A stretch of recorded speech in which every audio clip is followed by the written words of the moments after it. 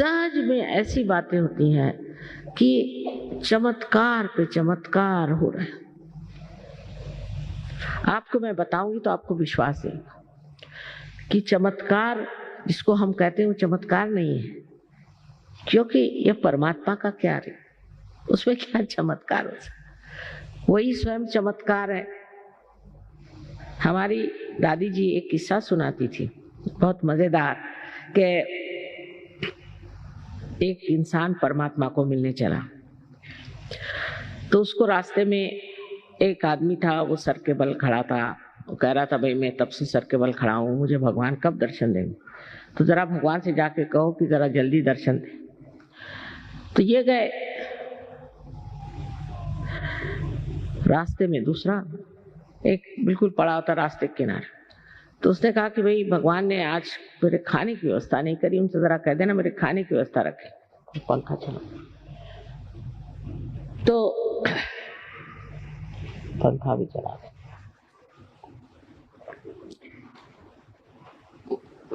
तो इन्होंने कहा कि अच्छा हम कह देंगे भगवान से।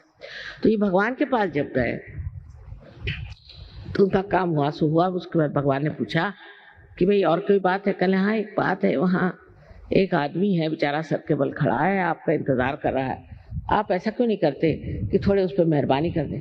कल उससे कहना और थोड़े दिन करते रहो तो अच्छा रहेगा, हो जाएगा।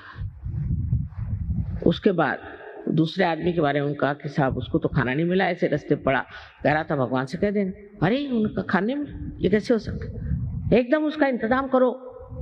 तो ये अचंभे में पड़ गया कि वो तो सर के बल पर खड़ा है, तब से इसकी कोई परवाह नहीं, और ये ऐसी रास्ते पर ऑर्डर दे रहा है और इसकी इतनी परवाह करे। अब ये प्रेम की बात। तो उनसे परमात्मा ने कहा, अच्छा तुम ऐसा करो, तुम नीचे जा रहे हो ना, तो दोनों से एक ही बात करो। क्या बात? कि मैं भगवान के यहाँ गया तो एक सुई के टोक में से उन्होंने सुई के छेद में से एक उसमें से ऊँट निकाल दिया, बस इतनी बात करना था। तो ये आए नीचे, तो पहले इनको वो मिला जो कि सर के बल खड़ा था, फिर जरा उनका भाई तुम ठीक आ जाओ, कहा कि अच्छा हम आएंगे कभी। भगवान ने कहा तो और क्या देखा तुमने? भगवान, अरे मैंने बड़ा आश्चर्य देखा कि उन्होंने सुई के छेद में से एक ऊँट निकाल दिया। अरे कहने क्या झूठ बोल रहे हो, भगवान के यहाँ क्या हुआ है, तुम तो मुझसे झूठ बता रहे। अच्छा कहने फिर वो दूसरा आदमी था उसके पास, अरे हाँ खाने का तो इंतजाम हो ही जाता, मैंने सोचा ऐसे ही बता दे। तो और क्या देखा तुमने? तुमने बताया कि एक आश्चर्य की बात कि एक सुई के छेद में से उन परमात्मा ने एक ऊँट को निकाला। अब इसमें जो सूक्ष्म बात है वो समझिए। तो वो कहता है इसमें आश्चर्य कौन सा? अरे वो परमात्मा, वो ऊँट तो क्या दुनिया ही निकाल दे, न जाने विश्व के विश्व निकाल दे, वो परमात्मा है, तुम क्या समझते हो अपने को? ये एक नितांत विश्वास, क्योंकि आत्म साक्षात्कारी आदमी को उसका जो विश्वास होता है वो अंधा विश्वास नहीं होता, वो साक्षात में विश्वास। साक्षात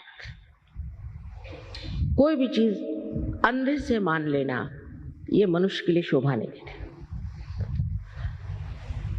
आप पहले इसका साक्षात करिए, पहले आप सत्य को जान लीजिए, और सत्य को जानने के बाद आप जानिएगा कि आप कितने महान और गौरवशाली हैं। अभी तो आप अपने बारे में कुछ जानते ही नहीं। जैसे कि किसी छोटे गांव में चले जाइए जहाँ बिजली नहीं कुछ नहीं, और टेलीविजन ले जाइए और उनसे कहे कि देखो इसमें सब तरह की फिल्म आएंगी, फोटो आएंगे, ये कहला ये डब्बे में, इस डब्बे में, कहला हाँ इसी डब्बे। जब उसका कनेक्शन हो जाता है तो वो हैरान, इस डब्बे में इस चीज कैसे है? ऐसे हम भी अपने को एक डिब्बा समझते। और खासकर बंगाल में मैंने देखा है कि इंसान बहुत निराश रहता है हमेशा, और रोने के गाने गाते रहता है, रोने में रहता है। अब दिन बदल गए, ये समझना चाहिए कि नया समय आ गया। ये बड़ा एक विशेष समय, इसको मैं ब्लॉसम टाइम कहती हूँ, बसंत बहार कहती हूँ।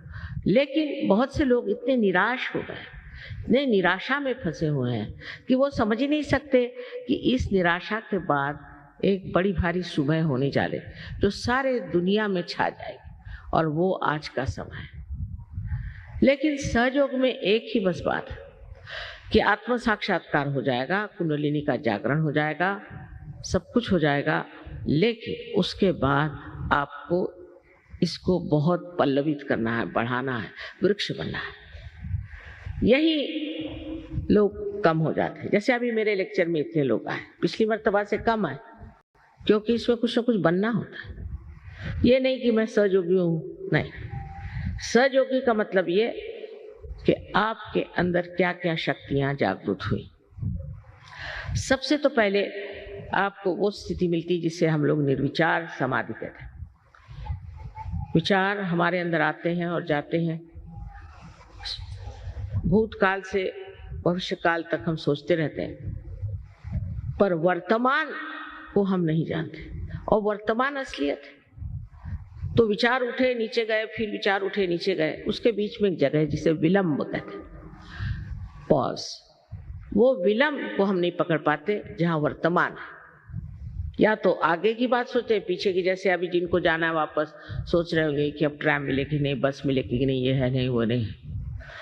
या तो पिछली बातें सोचते रहे। और मैं अगर कहूं कि अभी वर्तमान में आप खड़े हो जाइए, तो नहीं हो सकते, क्योंकि एक विचार उठा खत्म, दूसरा विचार उठा खत्म, और हम उसके ऊपर में नाचते रहते हैं।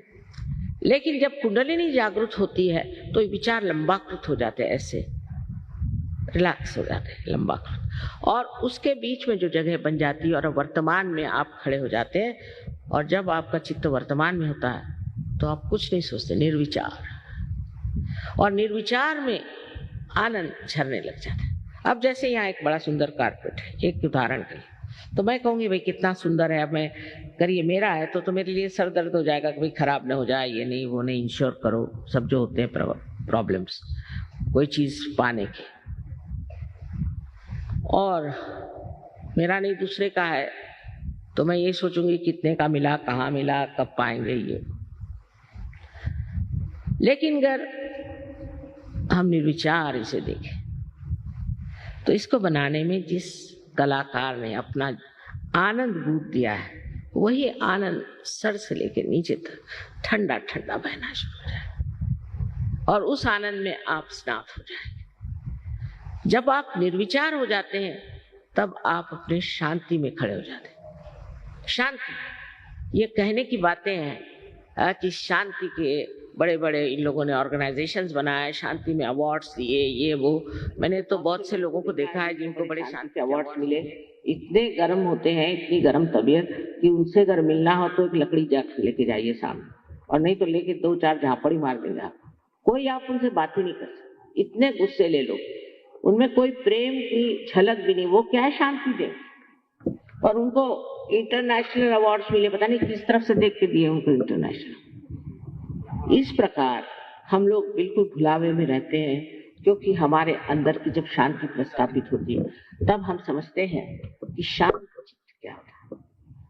जब हम समझते हैं कि शांत चित्त क्या होता है, जैसे कि आप पानी में खड़े हैं तो आप परेशान हैं उसकी लहरों से, क्योंकि लहरें आकर के आपको डरा रही कि कहीं डूब न जाए। पर अगर आप किसी नाव में चले जाए तो आप लहरें देख रहे हैं, मजा आ रहा है, आपको घबराहट नहीं। पर अगर आप तैरना जानते हैं तो आप कूदते हैं नीचे में, और जो डूब रहे हैं उनको बचा सकते हैं। इसी प्रकार सहयोग में आपकी प्रगति होती है। पहले आप निर्विचार समाधि में उतरते हैं, फिर आप निर्विकल्प समाधि में।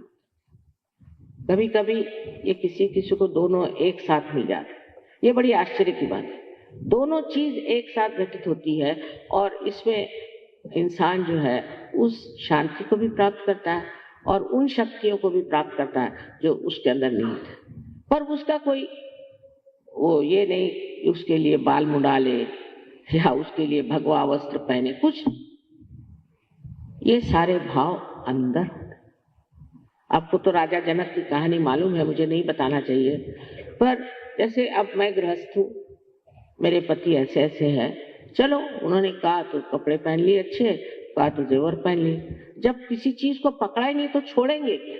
अगर आपने पकड़ के रखा है तो आप छोड़ सकते हो, पर अगर पकड़ा ही नहीं तो छोड़ो क्या, छोड़ेंगे क्या? अगर आपने पकड़ के रखा है तो आप छोड़ सकते हो, पर अगर पकड़ा ही नहीं तो छोड़ो क्या? इस तरह की स्थिति जो है संन्यास अंदर से होती है, बाह्य से दिखाने की स्थिति नहीं होती। बाहर से तो कपड़े सन्यासी के पहले अंदर धंधे चोरों के, इसका फायदा क्या है? तो ये जो ढोंग है ये सब खत्म हो जाता है, क्योंकि मानव अपनी इज्जत करने लगता है।